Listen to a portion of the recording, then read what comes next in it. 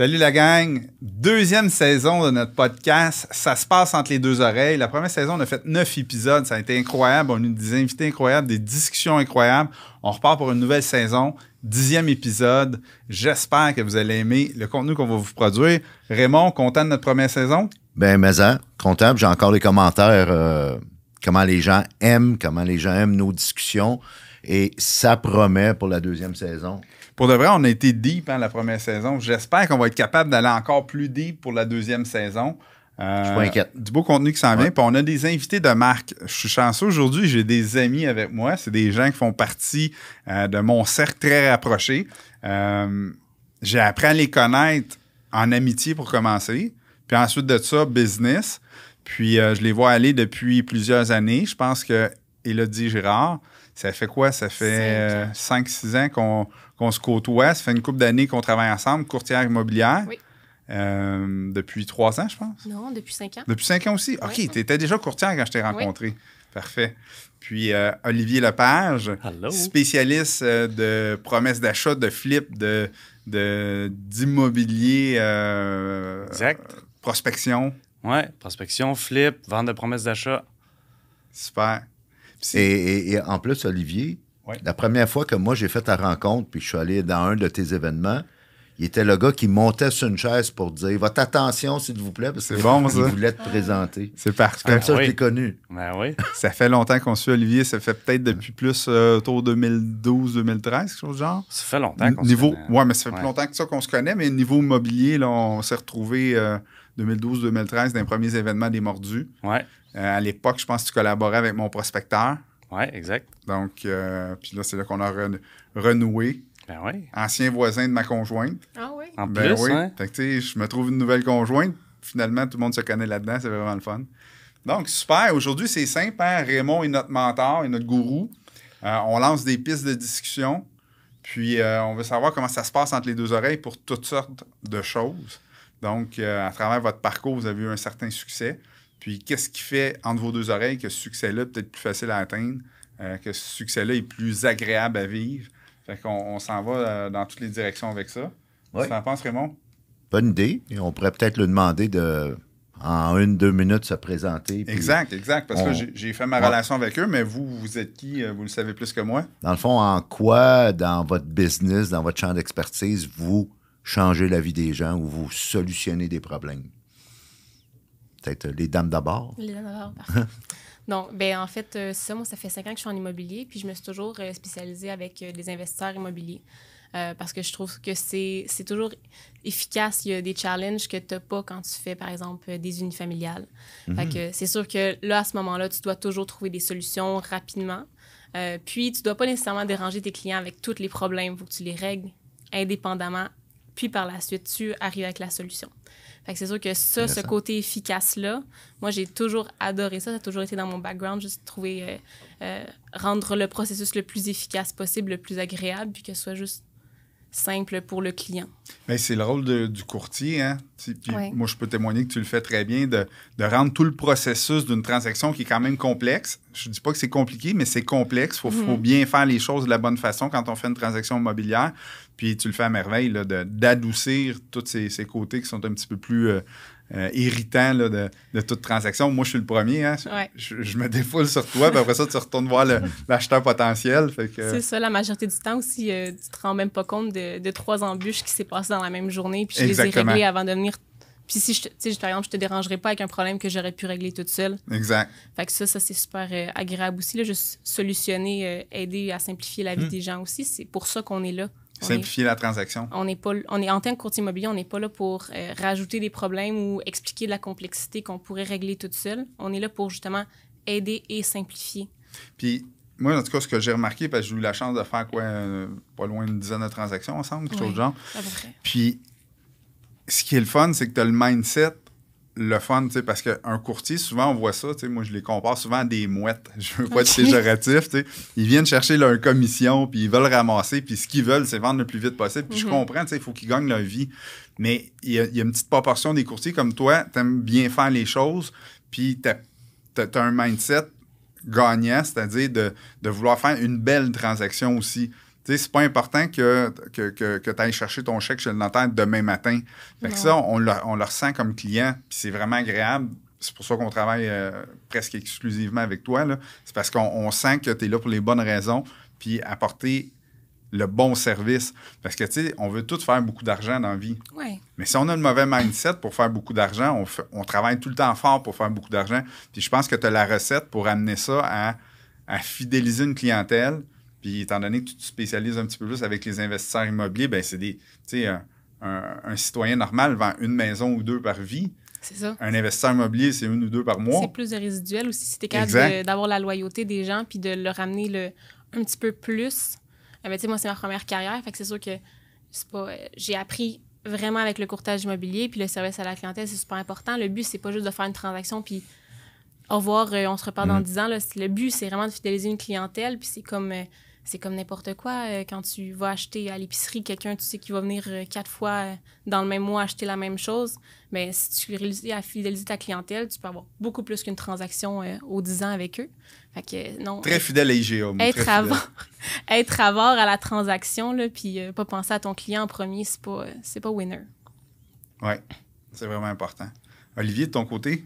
Ouais, j'aime ça, qu'est-ce que tu dis. J'ai quasiment le goût de t'engager, sérieux. Tu devrais. Puis, le pire, c'est que ça ressemble un petit peu à moi aussi, dans le sens où moi, j'ai 2 volets. J'ai le volet avec les vendeurs puis le volet avec les acheteurs. Comme je revends beaucoup de promesses d'achat, le volet avec les vendeurs, qui est plutôt transactionnel, comme on disait tantôt, les vendeurs vont vendre 1-2 maisons par année, par vie, excuse-moi.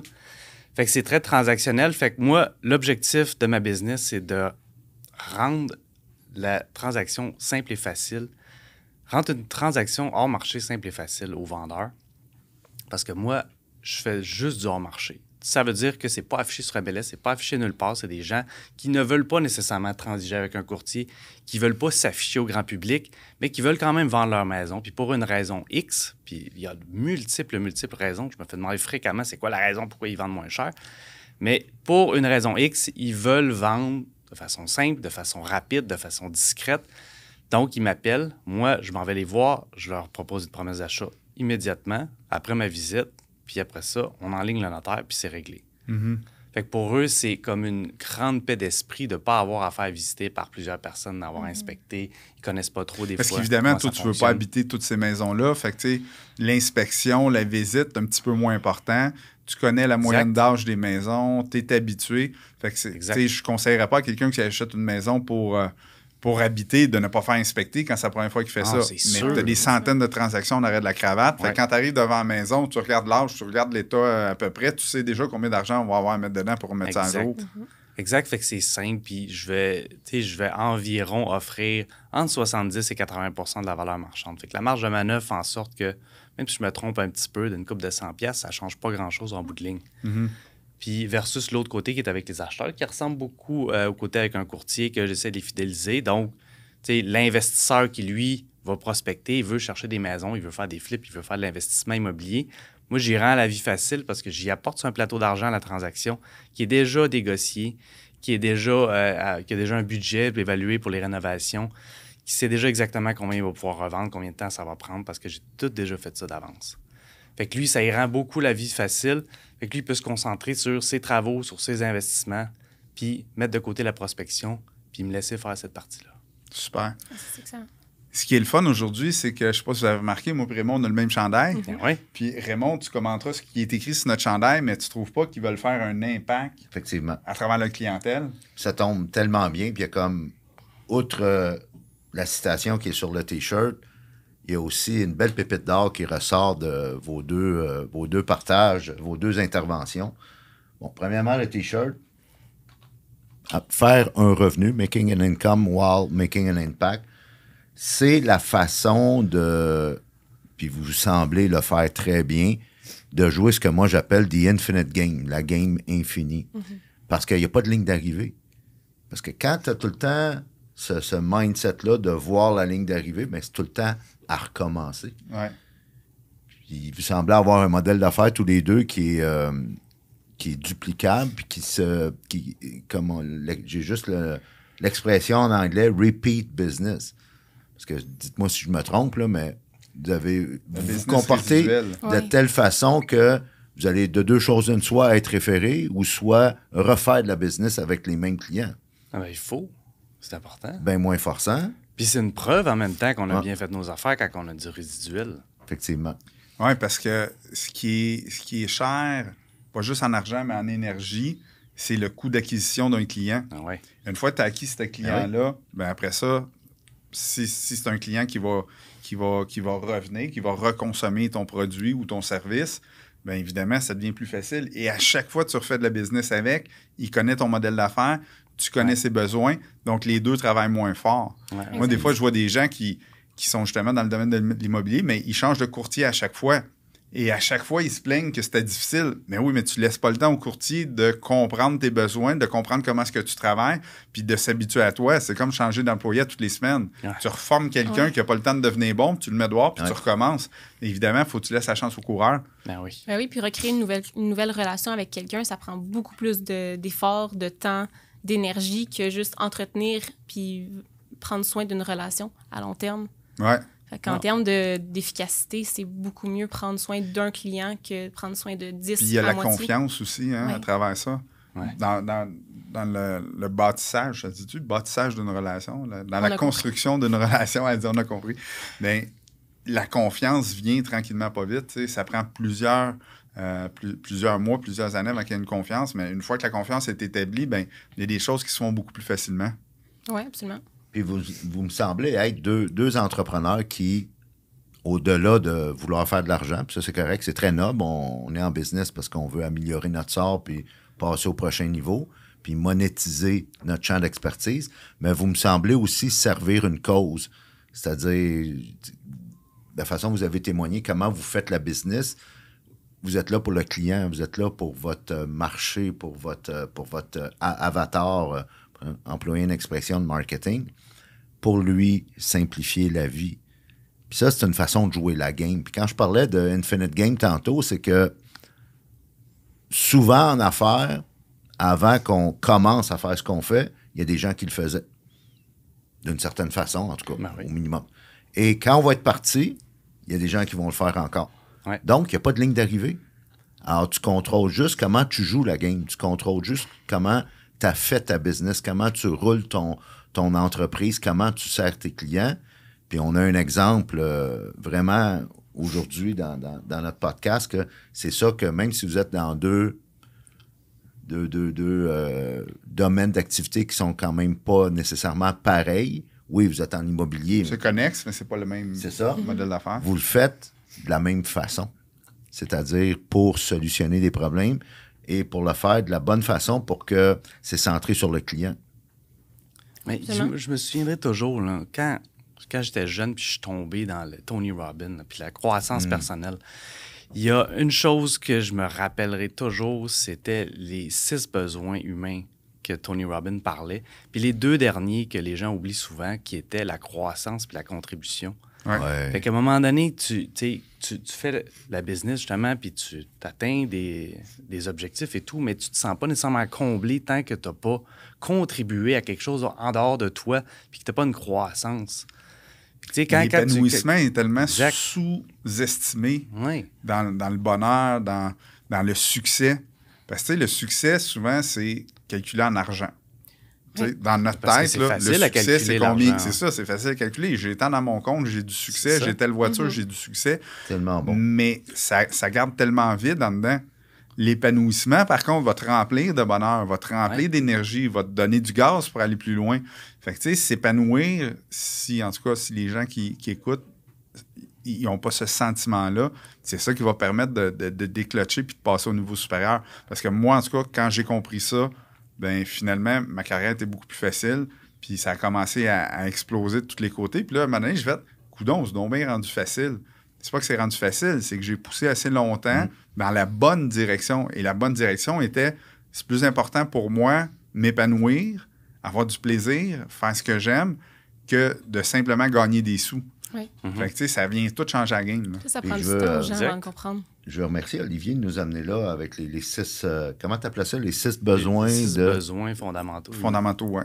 Je vais faire un parallèle avec la pyramide de Maslow. Mhm. Parce que il y a quelque chose de deep. Là. Tu parlais de deep tantôt. quand on y pense, tu regardes la pyramide de Maslow, puis je la connais pas toute par cœur, là, mais on sait que le premier niveau, c'est tout ce qui est sécurité, manger, avoir un toit, et ainsi de suite. Dormir. Elle va remarquer, il n'y a personne qui va se suicider parce que ce premier niveau-là n'est pas comblé. Tu regardes, là, on voit des itinérants partout, là, dans les centres-villes, puis dans les rues en milieu urbain. On voit des gens qui en arrachent, on voit des gens qui n'ont pas de toit, qui ont de la difficulté à manger. C'est pas eux qui se suicident. Puis c'est malheureux, parce que quand tu regardes ce phénomène-là, c'est des gens où le 3e ou 4e niveau n'est pas comblé de la pyramide de Maslow. Que ça peut être soit la reconnaissance, ça peut être se sentir utile, ça peut être le sentiment, le fameux purpose, là, l'épanouissement, le sentiment de réalisation. Quand ça, c'est pas là, c'est là qu'à un moment donné, tu tombes en dépression. Puis ultimement, ben, il peut arriver des conséquences graves à ça. Fait que c'est souvent, malheureusement, l'humain ne travaille pas ça en premier. C'est-à-dire, pourquoi tu te lèves le matin? Puis le fait que tu te sois levé le matin, qu'est-ce que ça donne dans la vie des gens? Quand tu réponds à ces deux questions-là, après ça, tu vas trouver une business qui est payante. Après ça, tu vas trouver une cause qui est monétisable puis qui peut te permettre de bien vivre. Mais il faut faire ça en premier. Puis je veux surfer là-dessus un peu aussi, là. Quand on parle de croissance, là, pour être précis, là, savoir exactement c'est quoi, parce que moi, j'ai eu des difficultés avec ça, comprendre, tu sais. Moi, c'est ça, je me sens pas bien quand je réussis puis j'atteins mes objectifs. C'est que si tu n'es pas en train de faire des efforts et des actions enlignées vers un objectif valable, c'est très difficile de bien te sentir. Tu vas sentir du plaisir instantané, de la joie. Je me suis acheté un nouveau char, j'ai rencontré quelqu'un, j'ai magasiné, whatever. Mais pour être comblé, c'est vraiment de pousser des actions, puis des... Qu'est-ce que je disais? J'ai perdu ma lignée, mais actions et efforts alignés vers un objectif valable. Oui, effectivement. Exact. Exact. Mais c'est les chemins qu'on prend souvent, hein? Tu sais, on prend le mauvais chemin, on a le mauvais résultat. Ouais. Fait que, tu sais, si nos objectifs sont pas bien déterminés, comment tu veux prendre le bon chemin? Tu sais pas où tu t'en vas. Exact. Puis ensuite de ça, vrai, ça. si tu connais pas tes valeurs, quel chemin tu vas prendre? Puis ça, les gens, là, si tu demandes, puis moi, c'est récent encore, là, malgré que j'ai un parcours intéressant, c'est quand même récent qu'on a travaillé sur c'est quoi tes valeurs fondamentales? Qu'est-ce qui est non négociable? Où est-ce que les gens autour de toi n'ont pas le droit d'aller? Parce que ça, là, ça vient tout changer la donne, là. Puis si tu apprends après ça à t'associer à des gens qui ont les mêmes valeurs fondamentales ou des valeurs fondamentales qui sont complémentaires, tu sais, qu'il n'y aura pas de distorsion entre les deux, mais ça va aller beaucoup plus facile. Ben oui. Et moi, je le vis beaucoup en immobilier parce que justement, moi, mes valeurs fondamentales, quand j'ai commencé l'immobilier, j'avais comme 23 ans. Fait que, tu sais, ils disaient faut que tu sacrifies tes week-ends, tes soirées, faut que tu te fasses ça tout le temps, faut que tu sois toujours disponible. Mais moi, ma famille, tu sais, c'est vraiment ma priorité, là. C'est sûr que je vais pas gaspiller du temps avec mon neveu de 2 ans, qu'il n'y aura plus jamais cet âge-là. Je vais plus jamais revivre ce moment-là avec lui. Pour quelqu'un qui est pas préqualifié, qui est pas sérieux, puis que s'il est intéressé, je te garantis qu'il va venir demain ou après-demain. Exact. Fait que ça m'a pris des années avant de faire mon horaire pour que tout le monde soit servi parfaitement, puis que moi, je me respecte en même temps. Mais c'est super important parce qu'après ça, tu te sens pas bien. Tu commences à du resentment aussi envers ta carrière parce que tu manques tout ce qui est important. Puis, fait qu'il faut vraiment faut te mettre tes barrières. Puis, ce que j'aime avec les investisseurs immobiliers, quand on parle d'association, c'est que la majorité du temps, c'est des gens d'affaires. Eux, ils veulent visiter la semaine, ils veulent pas visiter le week-end. Ouais. Le week-end, si je t'appelle le samedi, tu n'as probablement pas le temps de me répondre parce que tu es avec ta famille. Exact. Fait que ce que j'aime avec les investisseurs, c'est que presque dérange-moi pas le week-end. Appelle-moi lundi matin à la place. Ouais. C'est vrai. Fait que je me suis vraiment... C'est un excellent choix, t'as fait.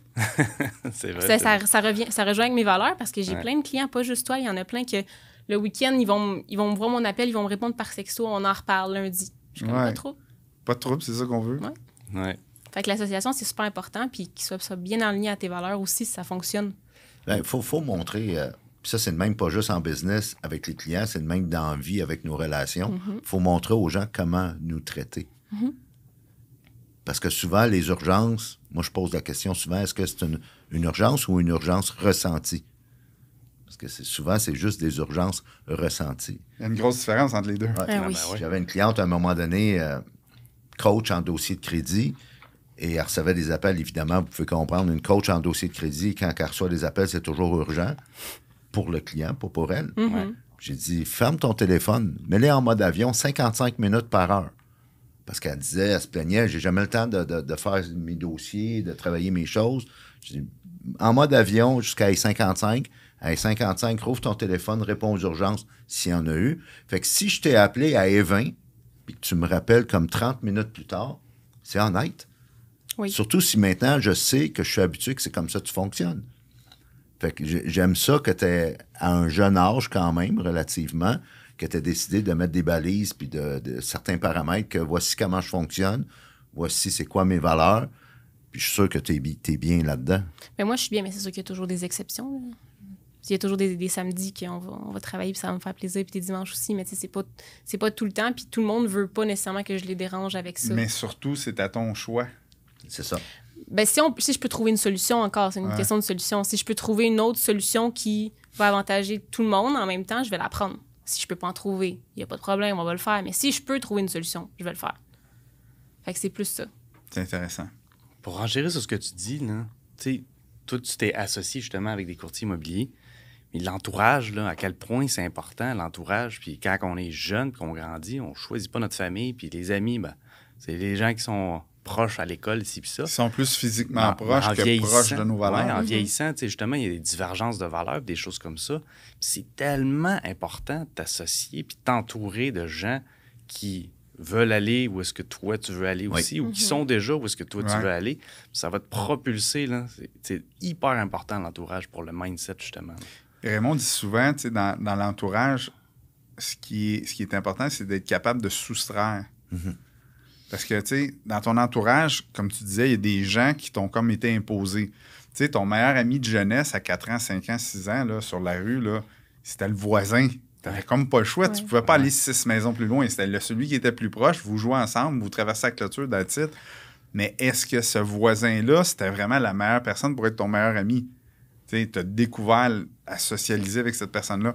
Mais comme tu dis, en vieillissant, là, tu as le choix, puis tu as le temps, puis tu as la maturité, puis tu as l'intelligence émotionnelle de pouvoir dire « Je suis pas obligé d'avoir des amis dans la vie. » Puis les gens qui me suivent, puis la famille qui me suit, tu sais, je dis pas arrête de parler à tout ton monde, mais les gens qui te tirent vers le bas, ça sert à rien de les garder proches. C'est ça. Une prise de conscience. Comme tu dis, moi, je dis souvent, parfois, dans ton équipe de rêve, tu vas avoir des gens à congédier virtuellement. Maintenant, ta famille, si tu tiens absolument à les voir, parfait, mais sois conscient, est-ce qu'ils te tirent vers le haut ou l'inverse? Et protège-toi, prépare-toi. Moi, j'ai un de mes très bons clients qui a atteint, comment dire, dans le monde des affaires, des niveaux vraiment respectables. Là, plusieurs, il approche le 100 millions de chiffre d'affaires. Il y a encore ses amis de jeunesse, sauf qu'il les voit une fois par année ou deux, un trip de skidoo, un trip de moto. Il est le seul qui est capable de tout payer pour tout le monde parce qu'ils ont tout comme, en tout respect, là, pas son niveau à lui. Mais il l'a accepté, sauf que quand vient le temps de se nourrir, lui, ben, il va voir d'autres présidents de compagnie. Il va dans des masterminds avec des gens qui sont non seulement de son niveau, mais souvent d'un niveau supérieur à lui. Ouais. Il y a une vieille quote qui dit arrange-toi tout le temps pour être le plus pauvre de ta rue. Ouais. Exact. Mais c'est ça, tu sais. Mais on a tous beaucoup de volets. Fait qu'il y a des gens, par exemple, tes amis d'enfance, ils peuvent t'amener un bonheur temporaire, mais c'est pas... Tu crées des boundaries comme ça, tu les vois une fois par année, 2 fois par année. Mais eux, ils t'amènent un bonheur que les prises d'entreprise n'ont pas t'amener. Fait chaque humain est tellement complexe qu'il y a plein de volets. Fait que c'est bon aussi de garder ces gens-là, mais juste avec des boundaries. Ah ouais. Moi, personnellement, ça va faire 13 ans que je connais ma femme actuelle, 13 ans que je vais dans sa famille, et à chaque année, ils sont différents. C'est-à-dire, il y a un écart qui se creuse, et à chaque année, c'est comme si on ne les reconnaît plus, parce que l'écart s'est encore creusé. C'est correct. On passe une couple d'heures dans le temps de Noël ou un événement familial, puis quand on sort de là, ben il y a comme Mais ça se passe entre nos deux oreilles. Parce ça. que pour de vrai, je vis la même chose. Il y a des membres de la famille qu'on voit moins souvent. Il y a des membres de la famille que c'est... Tu sais, l'écart se creuse de plus en plus. Par contre, à chaque fois que je vais les voir, si j'arrive avec le bon mindset, je passe un excellent moment à me souvenir d'où ce que je viens, là. Parce que, tu sais, il faut se souvenir d'où ce qu'on vient pour se rappeler où est-ce qu'on va aller pour s'enligner dans la meilleure direction. Puis, tu sais, jamais j'échangerais ces petits moments-là. Fait que, tu sais, des fois, on est en couple, on dit « Ah, il y a telle ou telle réunion ou tel groupe de la famille qui aimerait ça nous voir. » Puis là, on fait « OK, on est très occupé dans la vie, il y a plein d'affaires. » Mais tu sais, on a toujours ce petit côté-là qui dit « Non, non, il faut aller là. C'est important, nos racines, qu'est-ce qui se passe, de où est-ce qu'on vient. » Puis tu sais, cet écart-là qu'on réalise avec ces gens-là, parce qu'on se voit de moins en moins souvent, qui se creuse, ça nous permet de comprendre le travail qu'on a fait sur nous autres mêmes. Tu sais, c'est pas péjoratif ce que je dis, là. Ils sont probablement aussi, si c'est pas plus heureux que moi, dans leur façon de se développer puis d'enligner leur vie. Mais pour moi, c'est pas satisfaisant. J'ai besoin de plus que ça. Quand on parlait d'épanouissement, puis de se sentir rempli, c'est pas de cette façon-là que je vais y arriver. Mais à chaque fois que je les vois, j'ai des bons souvenirs. Ouais. Je me souviens puis là, je vais le dire de façon, ça a peut-être l'air péjoratif un peu, mais je me remets comme à leur niveau. Tu sais, je me remets comme, je reste dans ce niveau-là. Puis ça, c'est pour se protéger. Parce que si je pars avec mes rêves puis mes grosses histoires, premièrement, je leur fais peur. Et là, ils vont essayer de me décourager. Puis là, je vais repartir de là, c'est plat. Mais si je me remets à leur niveau, puis je dis, hey, là, je mange du blé d'Inde tranquille, puis c'est pas grave. Puis on parle pas de business, puis on parle pas de rêve, puis on parle pas de Tony Robbins, parce que, tu sais, bien du monde, ça leur fait peur. C'est un peu comme la religion, ça. Tu sais, t'arrives, tu parles de religion dans un groupe qui va pas à l'église. Moi, tu peux m'en parler, je suis un gars super ouvert, mais il y a des places, tu vas parler de religion, ça va soit faire de la chicane, ça va soit faire du... Ils vont te repousser, puis je connais pas trop ça, j'aime pas ça. Fait que, tu sais, il faut faire attention, là. Tu sais, on va conclure sur ce volet-là de l'importance des associations. On a parlé dans les dernières années, à cause de la crise sanitaire, de contagion. Mais la contagion, c'est pas juste physique, ça peut être aussi... émotionnel. Ouais. Ah oui. Et il y a un chercheur à Harvard, je cite souvent dans mes coachings cette étude-là, le docteur Nicholas Christakis, qui a fait une étude sur 10 ans. Puis ça s'appelle l'influence cachée des réseaux. Pas les réseaux Facebook, Instagram et compagnie, le réseau humain, physique. Et il a découvert que cette influence-là va jusqu'à 3 niveaux. Fait qu'évidemment, on est la somme des 5 personnes là, avec qui on... Fait que ça, c'est le premier niveau, ceux qu'on voit de façon régulière. Le deuxième niveau, on les voit pas tant que ça. C'est les amis de tes amis. Fait que les amis de tes amis, tu vas les voir exceptionnellement, peut-être dans une funéraille, un mariage. Et ça va jusqu'à 3 niveaux. Et c'est là que c'est fréquent parce que tu n'as aucun contrôle sur le 3e niveau. Tu les connais même pas. Les amis des amis de tes amis.